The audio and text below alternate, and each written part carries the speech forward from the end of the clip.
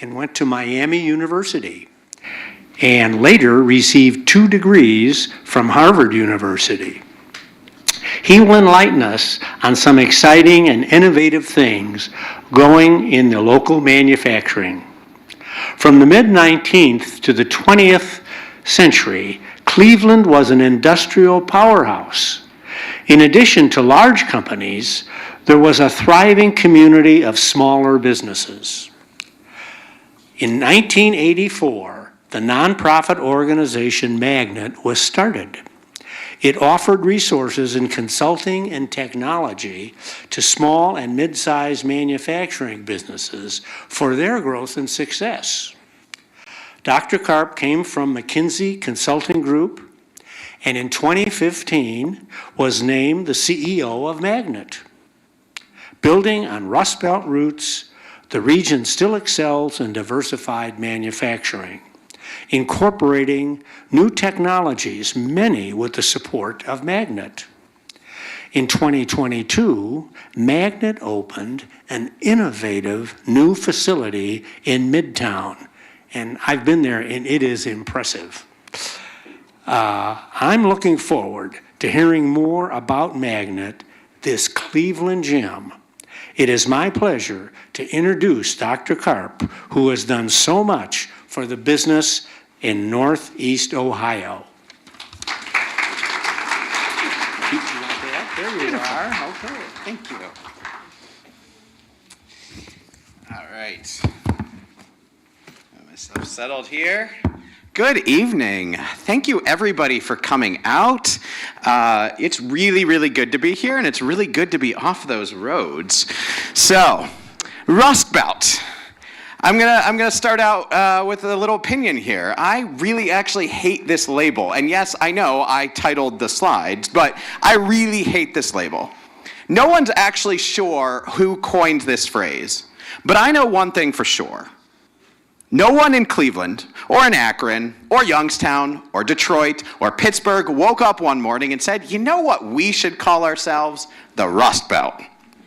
That label came from the outside. It was invented in the late 70s by journalists and pundits trying to explain what was happening across the industrial Midwest. When we hear Rust Belt, most of us picture the same thing. Empty factories, shrinking cities, lost jobs, places left behind. And that wasn't imagined. That was real decline, real pain, real loss. Some of you in this room, maybe all of you, lived through that. Jobs disappeared, neighborhoods hollowed out, families were forced to adapt or leave. So I'm not here to pretend that didn't happen, but here's what the label gets wrong. Rust doesn't form because steel is defective. It forms because steel is exposed to air, to moisture, to stress. The Midwest didn't rust because it failed. It rusted because it carried the load. We built the physical backbone of the American economy: steel, rubber, engines, tools, the infrastructure of American life. And when the global economy reorganized how things were made through globalization, automation, offshoring, we felt it immediately. Not because we were weak, but because we were first. The systems changed, demand shifted, and the places that had built the most were hit the hardest. But under that rust, an industrial spine of steel remains. Skills, know-how, supply chains, a culture that is built around problem solving and making things work.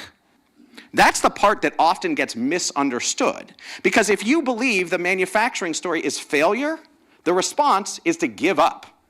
If you understand the story as exposure, the response is adaptation, reinvention. And that's something this region knows how to do. Manufacturing has been doing it for more than a century, through wars, through depressions, through technological revolutions, and through all the ups and downs. Here's the unarguable truth. Manufacturing still matters. It drives nearly half of the economy of Northeast Ohio. And even if you've never set foot on a factory floor, it shapes your fortune and your future. Manufacturing is not just one sector of our economy. In Northeast Ohio, about 270,000 people work in manufacturing. And for every one of those jobs, 4 more exist because of it. Logistics, healthcare, construction, education, restaurants, professional services. That means manufacturing touches more than 1 million lives in this region. When manufacturing is strong, communities are strong. When it slows, you feel it long before anyone says the word recession. You feel it in school funding, in the local tax base, when a family-owned business closes, when a young couple decides not to buy a house here, when grandkids leave because the ladder feels shorter. Manufacturing isn't our past. It is the engine running everything. And when it's working, it creates something rare in today's economy. Good jobs that don't require an expensive 4-year degree, careers with wages and benefits you can build a life on, and stability that spreads beyond factory walls. That's why manufacturing is not a niche issue, it's a civic one. If you care whether neighborhoods hold together, whether opportunities stay here, and whether the next generation sees a future in this region, you care about manufacturing. So let me pause for a moment and explain why I see this so clearly. So, as introduced, I'm the president and CEO of Magnet, and during the Q&A, I'm happy to answer all sorts of questions about Magnet, but we exist for one reason, and that is to help small and medium manufacturers survive change and stay competitive when the ground keeps shifting under their feet. That matters because Northeast Ohio's manufacturing sector is 98% small and mid-sized companies. They're not household names. They're not multinational corporations. They're machine shops. They're metal fabricators, plastics companies, food producers, tool and die shops. They're the companies most people never see, but the ones that quietly employ our neighbors, support local suppliers, and anchor our entire communities. We work with thousands of manufacturers across Ohio, inside their factories every single day. We're there when machines break, when orders slow, when supply chains fail, when they're looking for new customers, when they can't find workers, when they don't know what to do with AI or robots. And that vantage point does matter because I don't just see the headlines about manufacturing, I get to see what goes on, what decisions are being made, hundreds of those decisions every week across the state. And that's why I get asked the same question everywhere I go in some form. Is manufacturing okay? And I get it. It is a very fair question because the last few years have been a wild ride. A global pandemic, a historic labor shortage, and now a trade war that touches every corner of the supply chain. So let me answer it the only honest way I can. Yes, manufacturing is okay, but it's also not okay enough. Manufacturing today is strong in ways that don't always show up in the headlines, and at the same time, it's facing massive uncertainty and immense challenges. To understand why both of those things are true, you have to understand the roller coaster ride in a little bit more depth that we've been on. So let's rewind for a minute. When COVID hit, everything stopped. Factories shut down almost overnight. Orders vanished, people were scared. For many manufacturers, this wasn't a slowdown, it was a cliff.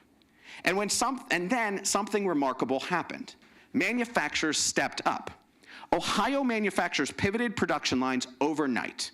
They went from making toys and engine parts and alcohol to face shields and masks and gowns and swabs. More than 50 million pieces of personal protective equipment, many of them products that hadn't been made in Ohio in decades were made. That saved jobs, but also saved lives.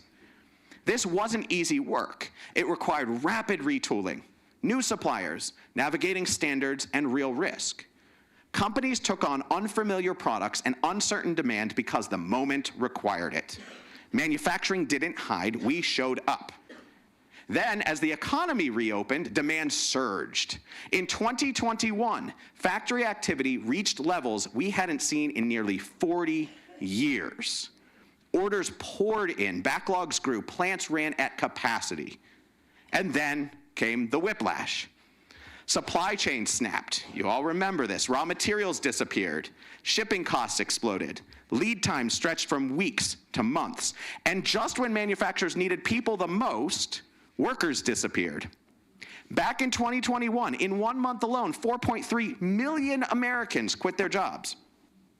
Here in Northeast Ohio, thousands of manufacturing jobs sat open with no one to fill them. This wasn't just a hiring challenge, it was a structural shift.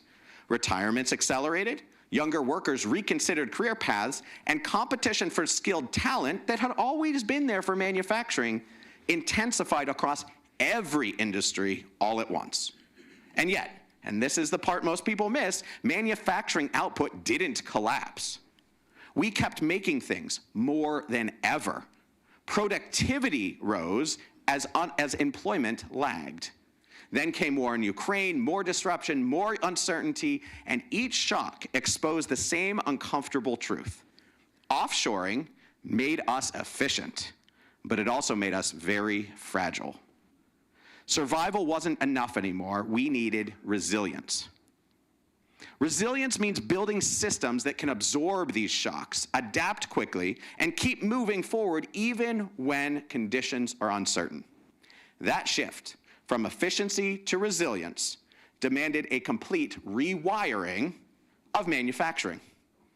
So in the wreckage of the pandemic, Magnet brought together leaders from Northeast Ohio, hundreds of them, manufacturers, educators, workforce partners, civic leaders.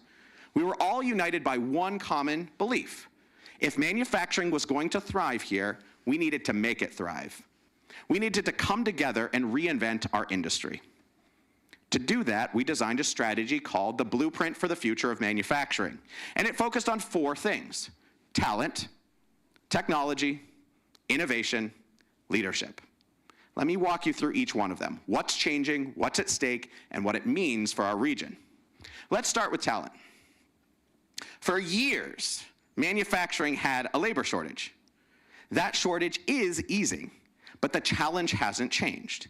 It's no longer about finding enough people, it's about finding people with the right skills, technicians, maintenance experts, problem solvers. Manufacturing today is as much thinking as it is about making. Wages now reflect the high-tech nature of modern manufacturing. The average salary in the US is now $106,000, including pay and benefits. These are family-sustaining careers, but only if people can access them. Here's what that looks like in a real shop. A plant can buy the newest machine in the world, but if they don't have someone that can maintain it, troubleshoot it, and keep it running, the machine becomes a very expensive piece of furniture. And this is where the skills shift hits hardest. First-level technical roles. The people who keep the equipment, the robots, the systems running. Now here's the civic problem. A lot of young people in Northeast Ohio still think manufacturing is what it looked like 40 years ago. Dark, dirty, boring. A place you end up, not a place you choose. So we have to change awareness, not just training. At Magnet, we opened the headquarters in 2022, only half-jokingly calling it a Disneyland for manufacturing. Not because it's cute, but because seeing and experiencing changes minds. We've brought thousands, as in 10,000 so far, students through. Basically all Cuyahoga County 9th graders every year. And you can watch what happens in real time. They walk in expecting the industry of old. Instead, they see screens and simulations, robotics, 3D printing. They suddenly realize manufacturing is a high-tech career that might be for me. On top of raising awareness with students, we also have to widen the door. Manufacturing is still too narrow demographically. If our workforce doesn't look more like our communities, we're leaving talent on the table. That means we need to recruit and train more women, people of color, veterans, people with disabilities, people returning from the criminal justice system. This is messy and difficult work. And it works best when manufacturers, community groups, workforce partners stop acting like separate universes and join forces. One of the most effective things we've created in Northeast Ohio is the sector partnerships. These are groups where manufacturers, nonprofits, and community groups join together to create workforce programs that actually work. In the last few years, the sector partnership here in Cuyahoga County has helped 3,000 people get into manufacturing, closing our local talent gap by 50%. That's something that no one else in the region has been able to achieve, and we did it by linking training to local government funding directly to the manufacturer's factory floors. That is what attracting and training talent looks like in a rewired manufacturing economy. It's not about catchy slogans. It's not a catchy slogan about workforce. It's a local system that helps people find a path into manufacturing and helps companies build and keep the skills they need to run their factories now and in the future. Next, technology. Industry 4.0 sounds like something that you'd need a technical degree to understand. You don't. It's just shorthand for modern tools, a whole slew of them. Data, sensors, automation, artificial intelligence that help factories run better. More reliable, more efficient, more competitive. Let me make that concrete. We worked with a manufacturer that was losing entire days of production when a critical machine failed. Not because the company was run poorly, because machines fail. They fail a lot. And when one key machine goes down, everything stops. They didn't overhaul the whole factory floor. They didn't chase a moonshot. They installed a small number of basic sensors. That one change let them see the problem coming days before the machine actually failed, and they could fix it ahead of time, meaning fewer shutdowns and fewer surprises. And fewer surprises meant they made more money, they were more competitive, plain and simple. That's Industry 4.0. I could give you many other examples. Robots that work right next to you. They're still arms, but they have sensors. When they get next to you, they stop. That's a collaborative robot. Well, you can imagine that can do the boring lifting in and out of a product that you might have to do. Whereas before, it would have to replace that person entirely because most robots that aren't collaborative aren't safe. They don't care that you're there, and that's, not good. So, it's not always about the flashy technology. Sometimes it's as simple as giving manufacturers back control over their operations in a world that has become far less predictable. And we've made real progress. Over the last 3 years, adoption of Industry 4.0 technologies across Northeast Ohio is up more than 80%. That matters, but here's the part we can't ignore. We started from a very low baseline. Even after that growth, only 28% of manufacturers in Northeast Ohio are using any Industry 4.0 technology on the shop floor, which means 72% are not using it at all. Not because they don't care, but because they don't understand the stakes. Because most manufacturers here, as I said, are small and medium-sized. They don't have large R&D teams. They don't have money for failed experiments. Every investment has to pay off. But in a global manufacturing economy, staying on the sidelines is also a risk. Standing still isn't neutral. Other countries, other companies are moving quickly. In a single year, China installed more manufacturing robots than the rest of the world combined. Doesn't mean we should panic. It does mean we need to be clear-eyed about the race that we're in. The work in a region like ours is to make technology adoption practical, ways to test and learn and reduce risk and invest without betting the entire business. When technology is introduced deliberately, with people trained and supported through that change, it doesn't replace workers, it protects the work. And it keeps manufacturing here instead of offshoring somewhere else. That's the real point of Industry 4.0. Not technology for its own sake, but capability built here and built to last. Number 3, innovation. When people hear the word innovation, they usually think of tech companies, apps and startups in Silicon Valley. In manufacturing, innovation often looks much simpler and much more practical. It's about whether a company can keep doing business when customers' expectations change. Can you make the production a little faster? Can you adjust when a customer needs something slightly different? Can you fix problems before they become missed deliveries? Those small questions decide something big, whether work stays here or goes somewhere else. And here's the reality in Northeast Ohio. 70% of manufacturers say innovation is not one of their top priorities. Again, it's not because they don't care. It's because the last few years have been relentless. When you are focused on keeping people employed and the doors open, trying something new often gets pushed aside. It's often the first thing to get pushed aside. But here's the risk. The world doesn't pause while companies catch their breaths. Standing still means falling behind. And now we're entering a time that raises the stakes even higher, the AI era. Innovation cycles aren't just speeding up, they're collapsing. More US patents were granted in the last 10 years than in the first 100 years of the patent system combined. Ideas are turning into products at a pace we have never seen before, and manufacturing sits right at the center of that shift. We're entering a moment where designs can be tested digitally before even a single piece of material is cut, where custom medical devices can be made for one patient instead of a million. I imagine many of us have gone to the dentist, had a tooth made with 3D printing very, very quickly. When components for clean energy, aerospace, and defense can be redesigned in weeks instead of years.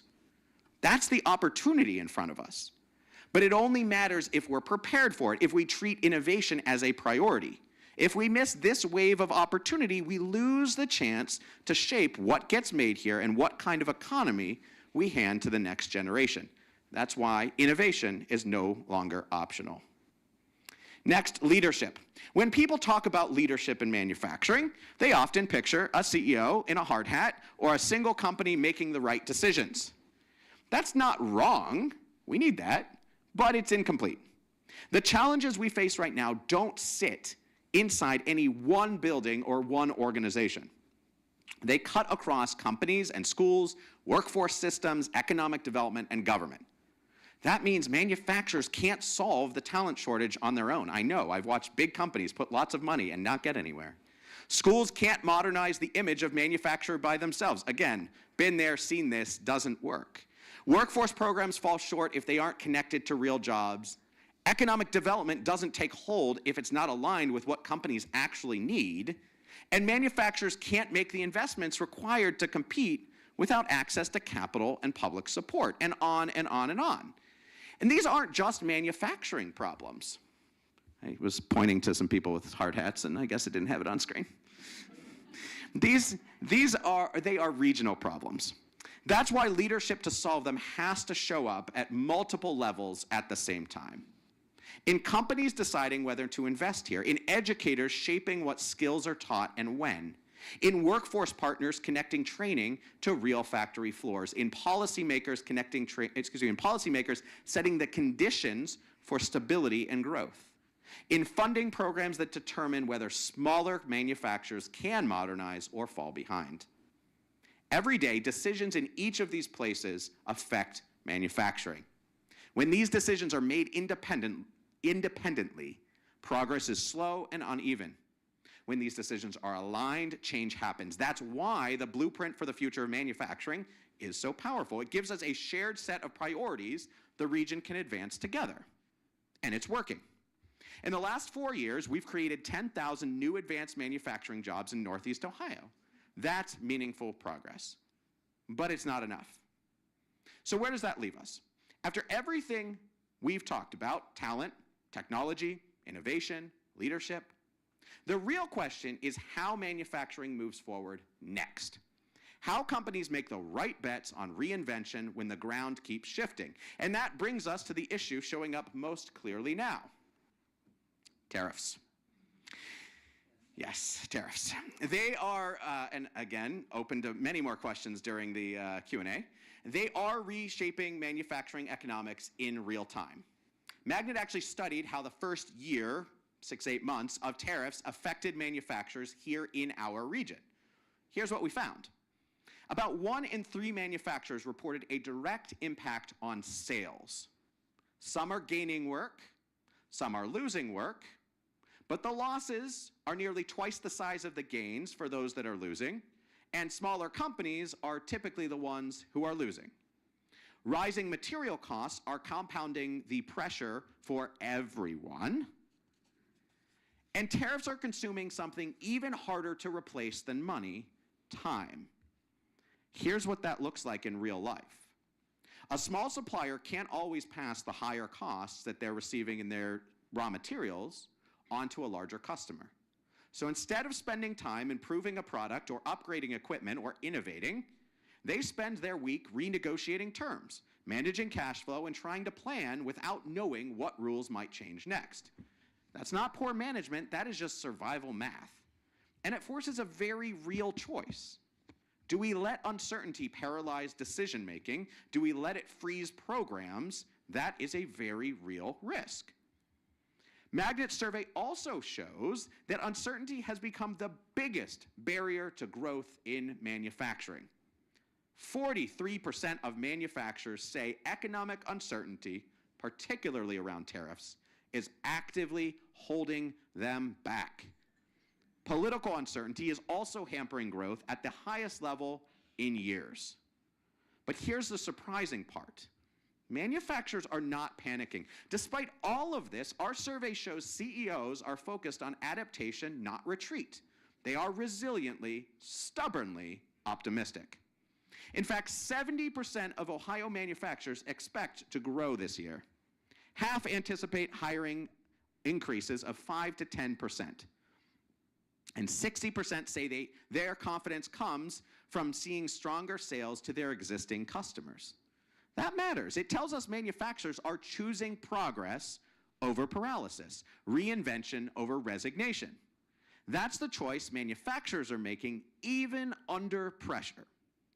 But here's the thing, they can't make that choice in isolation. Every investment they make depends on the systems around them keeping pace. Talent pipelines, training programs, infrastructure, capital, and policy that doesn't change every 6 months, maybe every day. If those systems lag, even the most committed manufacturer eventually hits a wall. That's why this isn't just a manufacturing story, it's a regional one. And it's why everyone in this room has a stake in what's happening next. When you hear people reduce our home to the Rust Belt, push back. That story isn't just wrong, it's an expensive lie. It changes what we invest in. It changes what employers are willing to build here. It changes whether families put down roots or look elsewhere, and it changes what young people believe is possible. It's time to reclaim the story of manufacturing and tell it our way, like this. A few months ago, I was visiting a manufacturer here in Northeast Ohio, family-owned, about 50 employees. They make a part that almost nobody would recognize, but without it, a lot of things we rely on every day wouldn't work. They weren't talking about growth, they weren't talking about the future, they were talking about one decision, whether to replace a machine that technically still worked, but just barely. The new machine cost more than they had ever spent on equipment. It meant retraining people who already had jobs, and it came with 0 guarantees. The owner said something that stuck with me. If we don't do this, we'll still be here in a year, but we won't be here in 5. So they made the investment, not because conditions were good, not because standing still, but because standing still had become the bigger risk. That decision didn't make any news, but it had a big impact on that factory and the people in it. New skills for their workers, new kinds of work they'd never done before, and a future that stayed here. That's how manufacturing actually moves forward. Uncomfortable decisions made without certainty. The courage to reinvest when the outcome isn't guaranteed. To reinvent when standing still feels safer. This region has been through many hard transitions before, and each time progress happened because people were willing to put themselves and their companies on the line. That's where we are again in this moment. We have a once-in-a-generation opportunity to reinvent manufacturing in our region, and we need your help. Here's the ask. Make manufacturing a civic priority. Make sure everyone understands how much it matters. Ask your elected officials to support it, because when manufacturing is strong, Northeast Ohio is stronger. That's the real story of manufacturing in this region. It's how we helped build this country the first time, and it's how we're going to build what comes next. Thank you all very much for listening. I'm going to end here actually on a video, if I can pull it up. This video gets to the heart of who are we actually impacting? How is this actually making a difference to the lives of those in our communities? So I'm going to attempt to put that up here. Assume it's here. Yeah. All right. This is from On one side, there are people who need a job and a second chance. On the other side, employers with thousands of jobs to fill. And now a program is bringing them together, like a magnet. Ian Lee has tonight's Eye on America from Cleveland. For the first time in Mary Lamar's life, she's driving a new car to a job she loves. It was a bit of a rough journey. It was. I was in prison. I did 3.5 years for something that I never saw coming. So what's it like? The Cleveland native slipped into a life of crime at a young age, eventually serving time for robbery when she was 50 years old. I chose a different lifestyle, and drugs and alcohol is in my story. Now 56, Lamar is a first-time homeowner and supervisor at her job, where she leads a team of machinists. Your recovery is what matters, and you have to have that support. Support she found at Magnet, Tell me a little bit about yourself. an Ohio-based nonprofit that helped retool her life. Its goal is to educate and engage people on the available careers in manufacturing, in part to help fill more than 400,000 jobs in that sector. These are good salaries. These are good careers. Magnet offers year-round career classes for adults who are or underemployed. Everyone grab a handle. And for students, summer camps, field trips, and apprenticeships, all free thanks to grants and donations. When they see the machines, their eyes light up. Magnet CEO Ethan Karp wants to fill factory jobs by polishing America's Rust Belt workers. We can't just say, hey, pick yourself up by your bootstraps. We can't say that. You need the grit and determination to do that, full stop. But you also need some help. But they do more than just give folks a pair of bootstraps. If somebody doesn't have childcare, if healthcare is an issue, if transportation is, if crime is, all of those things affect their ability to get a job. That's what we're trying to remove with Access, and gives people the wraparound supports to overcome all of those barriers. One of Magnet's workforce partners is Talon Products, where they stamp specialty metal parts and have added 40 jobs in the last year. Adam Snyder is the COO and Mary Lamar's boss. What does Made in America look like today? There's a lot more manufacturing that we would love to have here. It's going to take a little time to build the workforce. What advice would you give people? Be open, be fearless, take a chance, be honest. You can be successful at any stage of your life. I'm proof. Proof that a can-do attitude, along with a little support, can still help achieve the American dream. What about? For Eye on America, I'm Ian Lee in Cleveland, Ohio. Thank you all for listening. I will open the floor up for questions.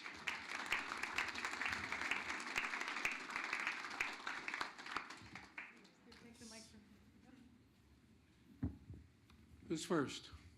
Testing. Sam?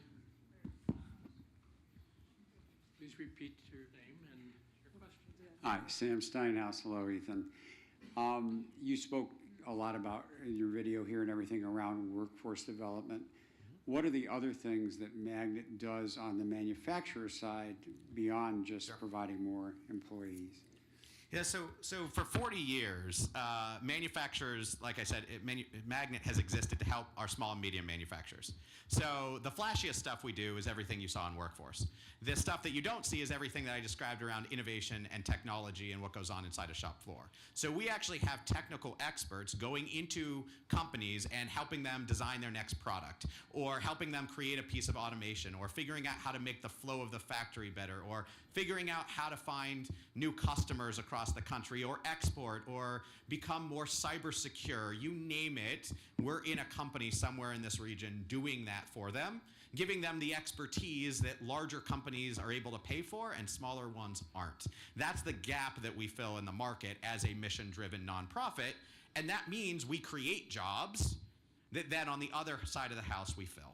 So those are the types of things that we've done for 40 years, and more recently adding workforce, because it's been a paramount issue that no one company, as I said, could solve by itself. Thank you for asking, Sam.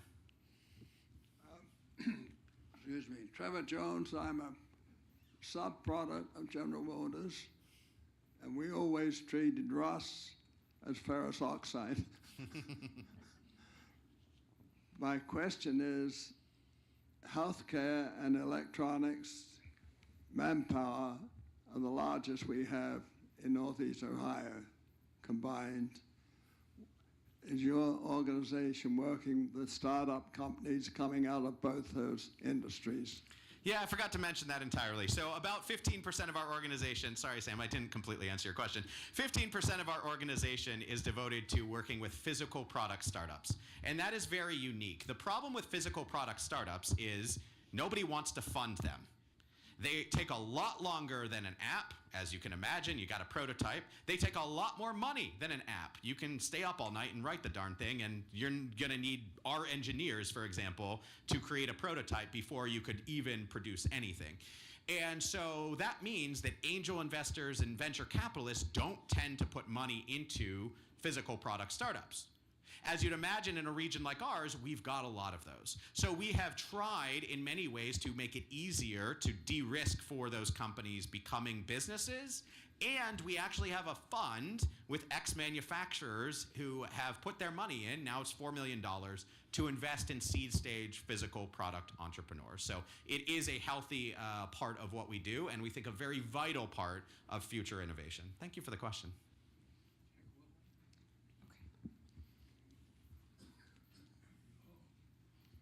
Jack Wilharm, excuse me. Do you charge fees or anything for your service? How does it work structurally? Yeah, no, so that's also a great question. We are a very weird nonprofit. So this said we're free, which is basically true if you're an individual trying to get into manufacturing. If you are a company that is about to do consulting with us and you're about to make a lot of money based on that consulting, we charge you fees that is basically our cost. So we are far less expensive than one would get in the private market, and frankly, the private market doesn't serve the companies because it's too expensive and companies won't pay. So the companies pay for what they do and what they consult with us, and they get a return on investment. So that makes us not a weird nonprofit in general, but when people think nonprofits, if you're not thinking of, for example, the Cleveland Clinic, you're not thinking of revenue. But yes, we have a revenue-based earned model. Yep. Thank you. Mm-hmm. My name is Joe Libretti. I just saw a news story a few days ago about a company that made musical instruments here in Ohio. Do you know the name of that company? Well, anyway, okay. Many, but yeah. They had 150 employees, highly skilled. They made things like trombones, stuff like that. And they're closing down at the end of the month and moving to Mexico, I assume for cheaper labor. How do we reverse that? So let me start with one story. How do you reverse China, right? Which we are already doing. Offshoring to China is being reversed because you've got that very long freight journey, which is expensive. Initially, you had quality concerns. I can tell you if you went to China now and looked in a factory, they would be more advanced than the average factory here, per my comments around their robots. The idea there was, though, if you install enough robots, you reduce the labor content enough, you raise the salaries enough, you can get to a point where you can compete because the freight charge and the lead time is a problem. Mexico is an entirely different issue. You don't have those problems in Mexico. So this whole idea of reshoring products goes really slowly because it's actually nearshoring or friendshoring. It is bringing the product back to our continent, which is still good for us. It means you can't get stuck with stuff at our ports. It means that you have less travel time. And theoretically, it means that you're sitting with our friends and our allies right next to us. But there really is not a good reason, other than having the innovation here and having access to our talent in our universities, et cetera, that you wouldn't set up a factory in in Mexico versus here. And that's why you're seeing a lot of the jobs that are coming from overseas going to Mexico. So I don't actually have a great answer for you because it's very easy to have that stuff transported there, and it has been a very reliable source of people for a long time. But I do want to mention, if you guys think of where is the world's production of manufacturing? I think this sometimes gets lost. Anybody want to guess the #1 producer in the world? It's not US. It's China. China. Anybody want to guess the #2? Russia, Japan, India. It's the United States. Anybody want the third place is like a third of the United States. It is China, America, and then everybody else. We are still a production powerhouse in America, and even Mexico is a fraction of production of what we are today.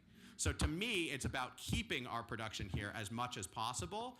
And yes, we're going to expect things to go over to Mexico, but it doesn't all have to go there if we are truly being advantageous and forward-looking in the amount of technology that we put in. It's still, I can tell you, those that run Mexican factories, it is a lot easier to install technology here and run that technology and get the education you need here than it is in Mexico. So we still have advantages that we need to take full advantage of. My name is Dot Bamback, and you clearly have a crystal ball because you have to anticipate what's going to happen. And you've talked already about the early impact of tariffs. What does your crystal ball tell you about the potential impact of continuing to decrease our immigrant population in this country and their contribution to manufacturing particularly? I'm going to reflect what I think the majority of our manufacturers would say to that. That's fewer people that can work in our factories. Lots of manufacturers, that labor shortage is still very much present. We might have made a big dent in this county, but it's still thousands of people every day. And that's millions and millions of dollars of product that we don't get out the door, and millions of dollars that doesn't enter our economy because we do not have enough people going into manufacturing. Many manufacturers have made a large proportion of their base of people immigrant populations from certain areas. They have talked, they turn everything into, whatever language that immigrant population is there. It's actually very fun to walk into these factories and see script that you don't see anywhere else, all the safety signs. And they swear by those groups, and they talk about the loyalty and the work ethic and all these sorts of things. And so the vast majority of manufacturers would say, hey, that's fewer people that we have in our factories. My name is Bill Conway. In today's Plain Dealer, there was an article about Senator Husted going to bat for you for funding. Fill us up to date on where you are in that support. So, thank you, Bill. Nice to see you. So, we have been waging our own battle as Magnet for resilience. So a lot of these comments were created in the last couple weeks by me thinking about our own organization. So for 40 years, since '84, we have gotten our funding, which while we do get funding from companies, we also support our sort of back office, product development, sales, all of that stuff through a partnership with both the state of Ohio and then a national program that we developed 37 years ago called the MEP, the Manufacturing Extension Partnership. And this is the only state and the only national program serving manufacturers in this way, serving small and medium manufacturers, the only network in the country. And it is zeroed out in the most recent Trump administration budget. And as a result of that, over the last few months, we have been fighting to keep it in.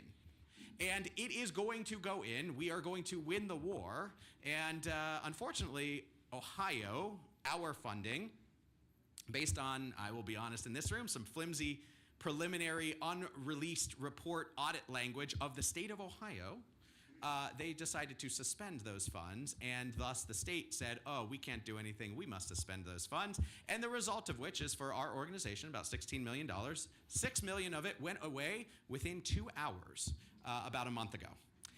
And nothing that anybody has done, including our friends in Husted, he was written up in the paper being like, this doesn't make any sense, why are you doing this? They have not been able to change that happening at the state or at the federal level. And we've had this huge groundswell of support. It is the best of humanity. We have seen every industry group in the state of Ohio, the Manufacturers Association, hundreds of manufacturers, most of our congressional delegation, Democrat and Republican, stand up in a way that we've seen for very few funding cuts that have happened at the federal government. It has not made a difference. So the news article was about the fact that we had to shrink ourselves by 50% over the last couple weeks, which we completed on Friday. We are leaner and meaner. but it's been a very painful thing to do, to be responsible with the future of the organization, because as I've said here, manufacturing, what it means to this region is too important not to risk going on and spending cash we don't have. So hopefully we'll reverse the decision at some point, maybe when they decide to tell us anything about what's going on. But until then, we're going to be smaller and we're going to figure out how to reinvent ourselves to continue serving manufacturers. So that is the full story, and it's a whole hour-long talk that I'm probably not yet allowed to talk about because, you know, it's so raw and I do lead this organization, but it has been full-on fighting with the federal government for quite some time now. So, and yes, the irony is not lost on me on a, you know, government that is truly in support of manufacturing. I believe that. The irony of cutting your small manufacturing support, I think everybody is questioning, is confused by. So thank you for the question. Any other questions? I have one. Oops.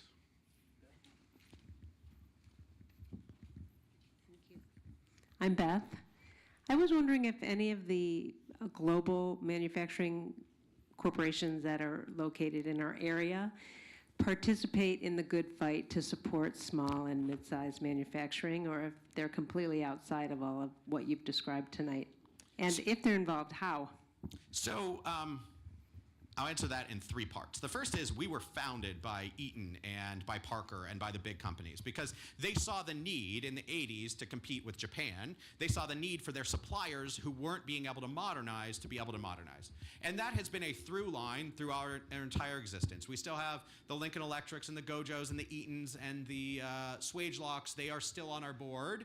We don't serve them directly, although in workforce we do, right? They're part of all these workforce programs, but they're there because they want to support the manufacturing base.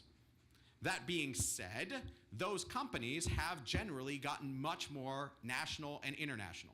Parker has probably 150 people here in the region, right? Eaton has their headquarters here, but no manufacturing.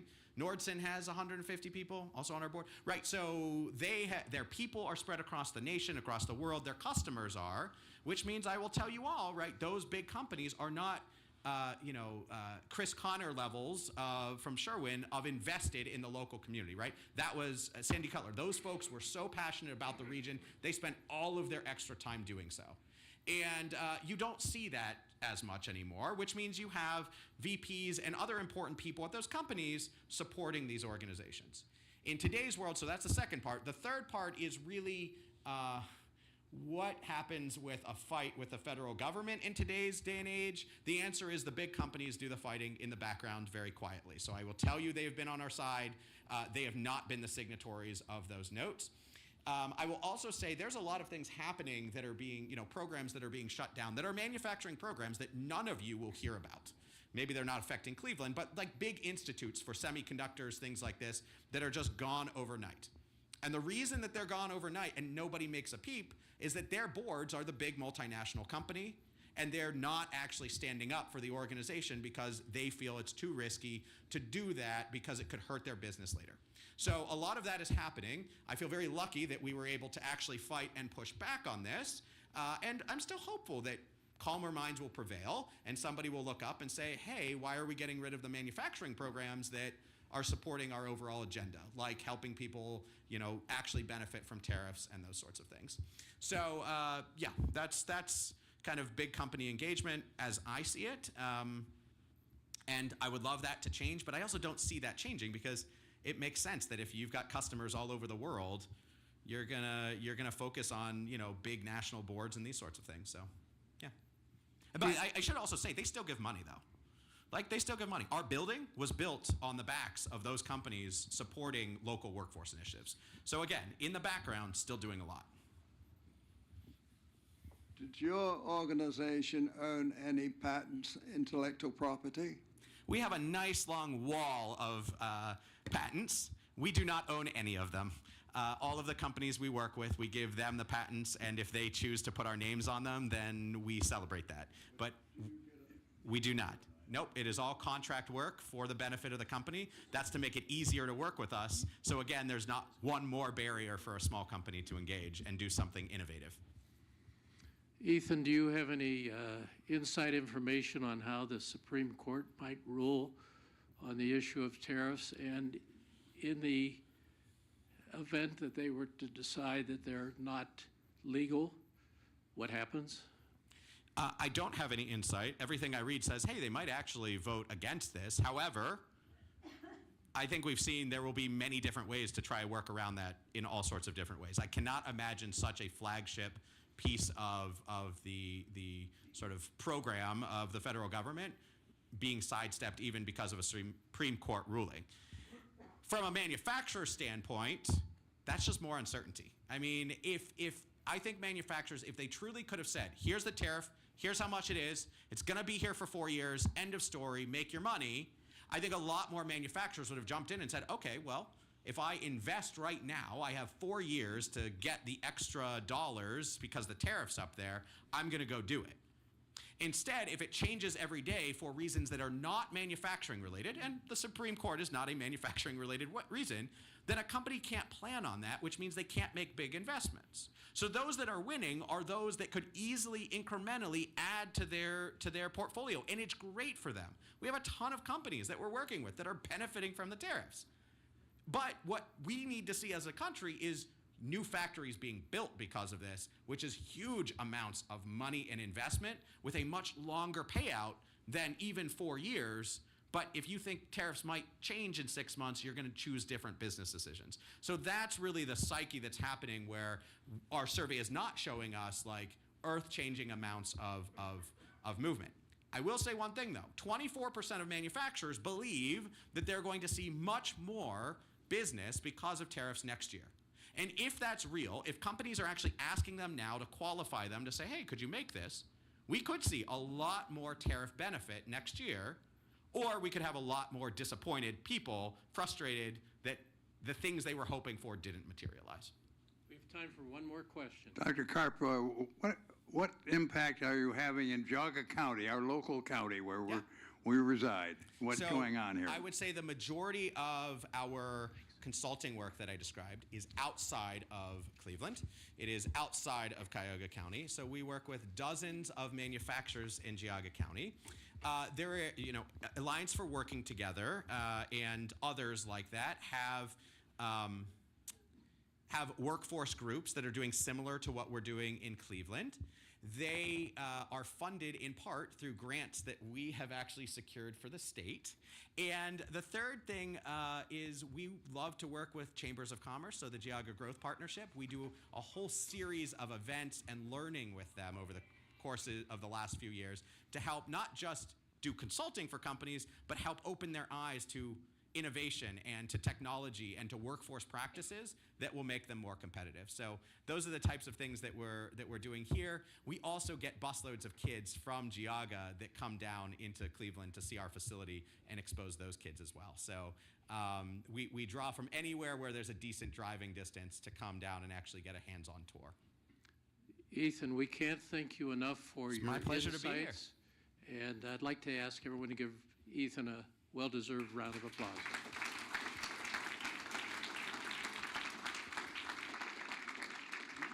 And now the second event of the evening is waiting for us in the great room and in the radius. Enjoy our hors d'oeuvres and cocktails.